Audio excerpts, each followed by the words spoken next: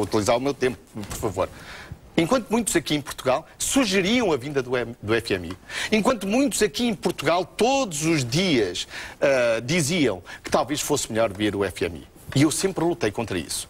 E quando fiz essa declaração, queria dizer justamente isso, que a ajuda externa só se pede no limite. Só se pede quando não há outra opção. Não acha que Mas foi já um agora erro? deixe-me dizer não o acha seguinte, que foi um erro depois dos comentários da Troika? Eu gostaria de utilizar o meu tempo para falar, se me interrompe sempre com perguntas, eu não terei terei de fazer perguntas a ambos, como concordarão, Sim, não é? mas já fez uma pergunta, estava a tentar responder. E também gostaria de responder ao Dr. Paulo Portas. Mas pedia que respondesse à minha pergunta. Não reconhece que esse pedido de ajuda devia ter sido feito mais cedo, considerando as críticas da Troika de que as medidas não, em primeiro lugar, eles não disseram exatamente isso. E é exatamente o contrário. Eu não acredito nisso.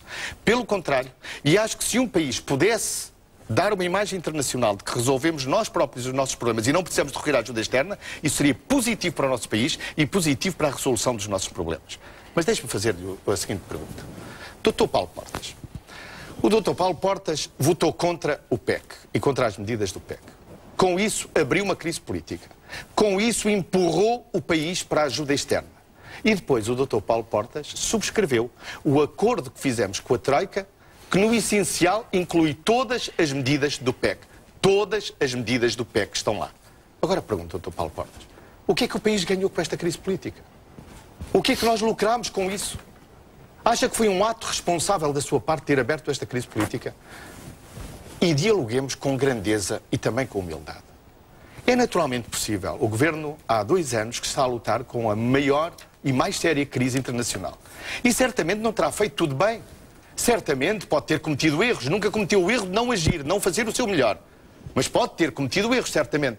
Mas o Sr. Deputado não reconhece neste momento que estas semanas passadas, que, tendo chumbado as medidas do PEC, para virem agora a ser aprovadas exatamente como estavam no PEC, no programa da Troika, que podíamos ter poupado o país a tudo isto. A Troika não acha que isso foi uma profunda diz que o programa é mais doloroso e que o PEC 4 era insuficiente. Resposta, Paulo Portas.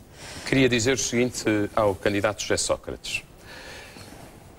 A dívida pública passou de 84 mil milhões de euros para 170 mil milhões de euros no espaço de 6 anos, que é o seu mandato. Os juros, como há pouco referi, já custam ao contribuinte mais do que investimos em educação. Temos 650 mil pessoas no desemprego, enquanto algumas pequenas e médias empresas não conseguem contratar pessoas. Temos em cada 100 jovens, 25 sem um posto de trabalho. A segunda recessão em 2 anos. A história não começou há 6 semanas. A história começou há 6 anos, candidato José Sócrates. E começou porque houve uma política irresponsável que agravou o endividamento. Relativamente ao que está, à diferença entre o PEC 4 e aquilo que se tornou inevitável, porque como compreenderá, quando o Ministro das Finanças diz que não tem dinheiro para pagar salários nem reformas, não é responsabilidade de mais ninguém que não seja do Governo ter gerido as coisas como geriu e ter deixado as coisas chegar onde chegaram. Mas quando chumbou o PEC 4, o CDS não antecipou que era necessário o pedido de resgate? Há uma enorme... Eu nunca, como se lembrará, nunca fiz parte desse debate desse debate ideológico relativamente ao FMI. Para mim a questão sempre foi prática e pragmática. Se Portugal tinha os meios por si próprio para ser um Estado solvente e garantir os seus compromissos. E, portanto, nunca disse eu não serei Primeiro-Ministro com o FMI. E também nunca me viu defender a vinda do FMI como se fosse uma solução mágica. Portanto, para mim, a questão foi sempre uma questão de possibilidade. E tem a ver com o facto de eu ter os pés assentes na terra e achar que o candidato José Sócrates vive na estratosfera. E não se apercebe. E permita-me, é por isso que é preciso dizer agora... Se me permite, eu gostaria também de entrar no debate. Mas eu termino já. Tenho o prazer de responder deixa ouvir José Sócrates sobre esse ponto. Muito bem. A resposta, por favor. Sr. Paulo Portas, entre 2005 e 2007, nós herdámos em 2005 uma crise orçamental e resolvemos-la. Baixámos o déficit que o senhor deixou de 6,83% para menos de 3%. Só as correções metodológicas agora introduzidas é que o aumentaram. E de 2007 até 2010 nós vivemos uma profunda crise internacional. E o senhor deputado nunca apresentou uma medida que se comprometesse com a consolidação orçamental, com a redução da despesa. Pelo contrário, apresentou sempre medidas para aumentar a despesa. O senhor regressou agora à responsabilidade. O senhor, no fundo, tem dito que o meu partido é um partido incompetente, que o PSD é pouco convincente. Mas o senhor tem sido um partido ausente na responsabilidade orçamental. O senhor votou contra os PECs, o senhor votou contra todas as medidas, porque o senhor estava apenas a pensar na popularidade, não estava a pensar em responder à crise internacional. Paulo Portas quer responder? Naturalmente que um governo que está a fazer face a esta crise tem que se entender que todos os países desenvolvidos do mundo bateram recordes na sua dívida, no seu desemprego, até na sua recessão em 2009. Mas a verdade, Sr. Deputado, é que nós devemos fazer o melhor de nós próprios, pôr o melhor de nós próprios ao serviço da recuperação do país. E lamento muito que o senhor tenha embarcado para uma crise política, tenha chumbado as medidas do PEC para agora as ter aprovado exatamente Paulo Portas quer responder? Pergunto, o que é que o país ganhou com a crise política, Dr. Paulo Portas? Ainda não respondeu a esse ponto. Sabe que, ao contrário, para duas pessoas terem uma discussão útil, é preciso que habitem a mesma realidade. O problema é que o candidato José Sócrates não habita a mesma realidade que a esmagadora maioria dos portugueses. E, portanto, perdeu a noção do realismo há muito tempo. Repare uma coisa. Quando o candidato José Sócrates dizia: entramos na crise ao mesmo tempo que os outros e vamos ser os primeiros a sair, estava a meses de se confirmar uma recessão. Mas disse-o. Quando o candidato José Sócrates dizia que já só faltava saber quando é que começava a retoma, estávamos a meses de uma recessão. Mas disse-o. Quando o candidato José Sócrates dizia que não era preciso ajuda externa do FMI para coisa nenhuma, estava há semanas de a pedir. Mas disse-o. E quando disse que não ia ser primeiro-ministro com o FMI, coisa que agora faz uma interpretação muito diferente daquela que qualquer português que esteja lá em casa algum dia ouviu. Mas é o seu problema.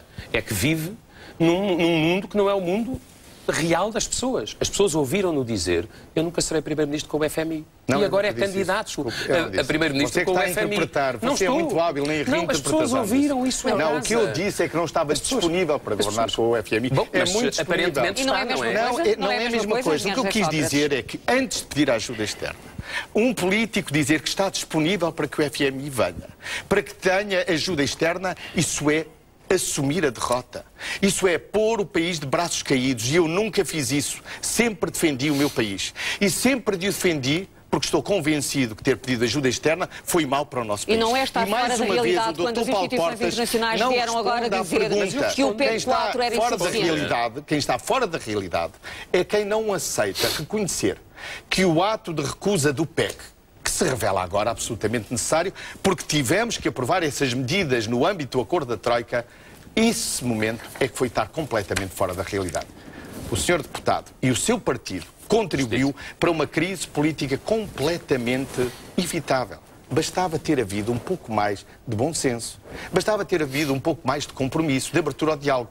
Mas o senhor deputado não fez isso, sabe porquê? Porque o senhor deputado achou que este era o momento para deitar o governo abaixo, porque a direita ia ganhar as eleições. Sabe, senhor deputado, é fácil criar-se crises políticas, reclamar eleições, mas é mais difícil ganhá-las. Paulo Portas? Eu acho que os portugueses terão isso na sua consciência quando avaliar. Muito presente que o candidato José Sócrates foi o homem que duplicou a dívida pública portuguesa e que o montante que estamos a pedir ao estrangeiro para nos emprestarem dinheiro é praticamente igual ao montante daquilo que a dívida subiu nos últimos 6 anos. Os portugueses terão presente o seguinte: no PEC 4, o Governo queria congelar pensões que eu nunca aceitei que fossem congeladas. As pensões mínimas de 246 euros, as pensões rurais de 227 euros e as pensões sociais de 189 euros. E isso é diferente no acordo do triunvirato. Eu não digo troika porque a palavra não existe em português, digo triunvirato. No PEC 4 não havia financiamento, como se provaria semanas depois, porque não estavam lá 78 mil milhões de euros. Esses são os que nós estamos a pedir dinheiro agora. No PEC 4 nunca teria sido o último. Sabe porquê? Porque umas semanas depois teria feito o PEC 5. Porque faltava o BPN, faltava o BPP, faltavam as escudos, faltavam as PPPs. E o país andava de PEC em PEC sem ver a luz ao fundo do túnel e haver cada vez mais túnel. Então, e num dos PECs também faltavam os 2 submarinos, Dr. Paulo Portas.